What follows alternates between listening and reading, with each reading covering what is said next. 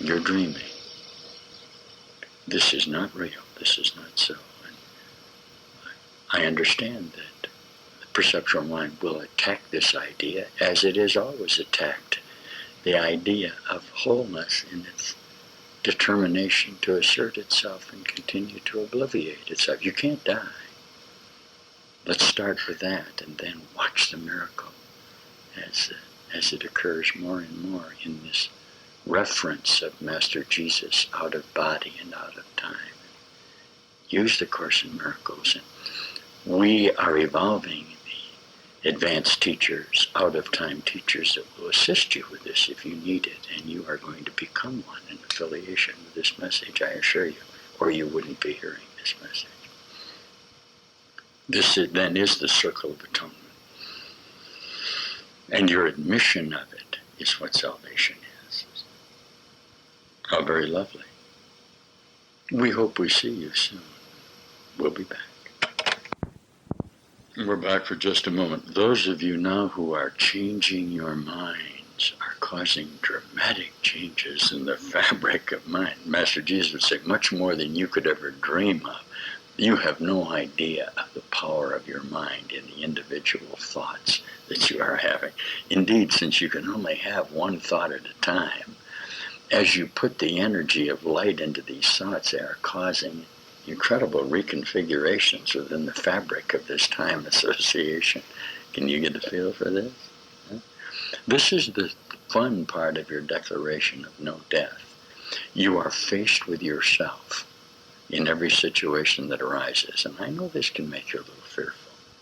And I know what I'm saying for some of you can be very fearful because it's a confrontation with the admission that you are the constructor of the death and chaos that you see about you. And it's a difficult admission. It's the addressing of the defiled altar, as we would teach it in the Course in Miracles.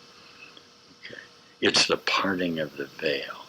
It's the last 6 pages of chapter 19 in the text when you're asked to open the memory patterns of your memory thoughts and look at the things that are really going on around you. And you would immediately work the miracle of the relinquishment of it if you saw that you're the cause of it. The horrendous association would be impossible. We want you to know that there is happiness and joy and ecstasy and sharing of light going on all around you, and that you individually in your sleep, in your determination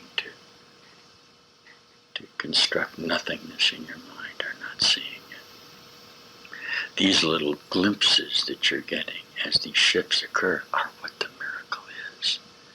But it must happen to you. Master Jesus, again, your sole responsibility, okay, is to change your mind about yourself. Is your at-one-ment. Do you have that? It'll work automatically, teacher, if you'll do it yourself. You listen to me. You come and share this new reality, this forgiveness of the grievance of self-constructed death. You'll come into a whole new scenario of reality. Jesus calls it a lovely, true dream where we stay just for a moment and then step out of time together in the admission of our single source and our love for each other. Thank you, teachers of God. He is risen. You are risen indeed. Just for a moment in regard to the Beatitudes and the miracle, the assertion is this, and it's inevitable, that if you resist not evil, and this is the Easter message, isn't it? Resist not evil, all right, that you will relinquish your thought sequencing and the miracle occurs automatically. What's difficult for you is the laying down of your arms, of the defense mechanisms in order that you can allow the miracle to occur. It's impossible that it will not if the resistance that you afford is only your own thought forms, if you're actually being attacked by yourself. This is the whole idea of blessed are the meek, blessed are the poor in spirit, isn't it? So, this is the teachings then of the Sermon on the Mount, for goodness sake. Just the advanced in time message of it, isn't it? Exactly what it is.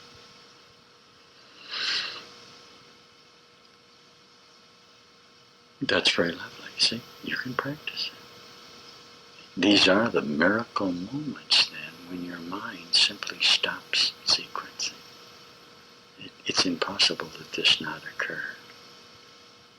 And I say to you that the mind that holds itself in time is nothing. It has no source, and it is not real.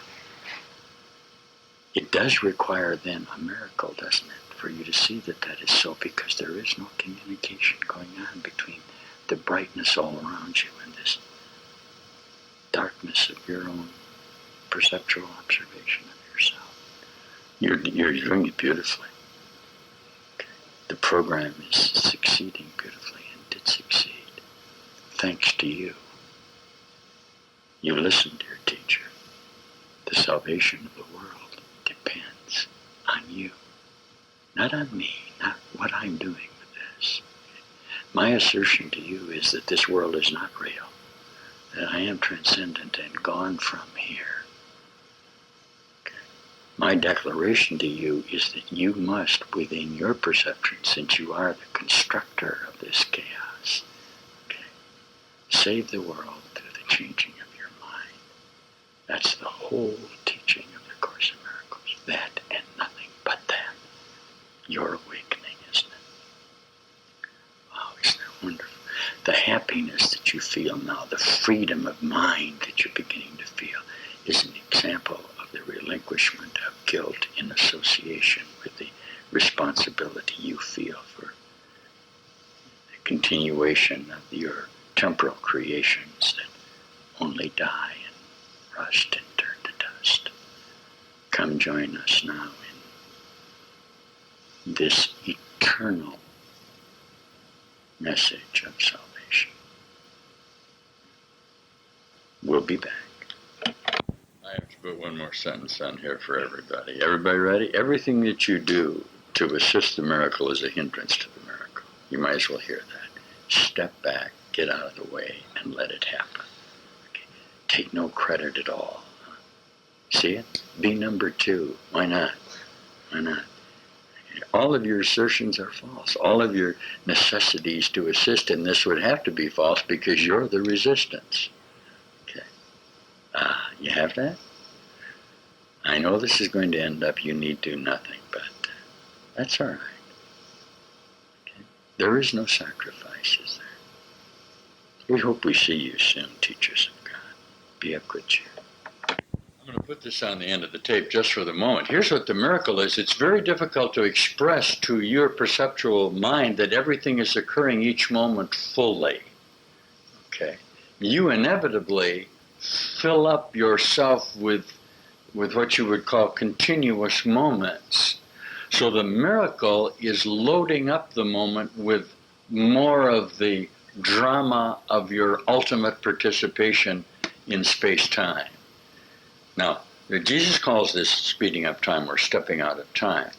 You may not know particularly that this is happening to you because you may be changing things that are happening across constellations.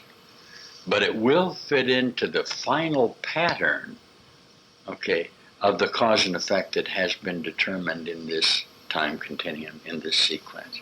But what a joy this is for you then as you begin to discover this more and more.